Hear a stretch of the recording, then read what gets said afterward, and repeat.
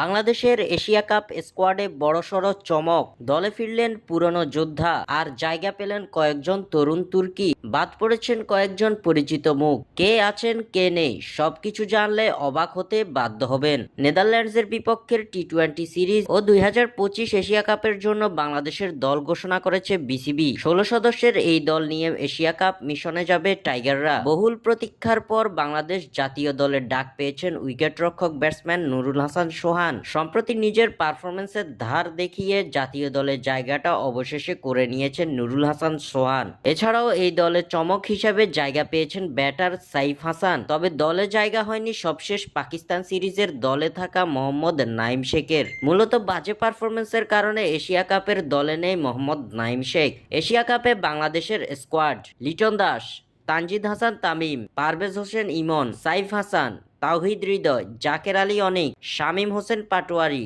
নুরুল হাসান সোহান, শেখ মাহেদী হাসান, রিশাদ হোসেন, নাসুম আহমেদ, মুস্তাফিজুর রহমান, তানজিম হাসান সাকিব, তাসকিন আহমেদ, শরীফুল ইসলাম ও মোহাম্মদ সাইফুদ্দিন। এছাড়াও স্ট্যান্ডবাই হিসেবে আছেন সৌম্য সরকার, মেহেদী হাসান মিরাজ, তানভীর ইসলাম ও হাসান মুরাদ। স্বাক্ষর থেকে সাদবিন ইসলাম।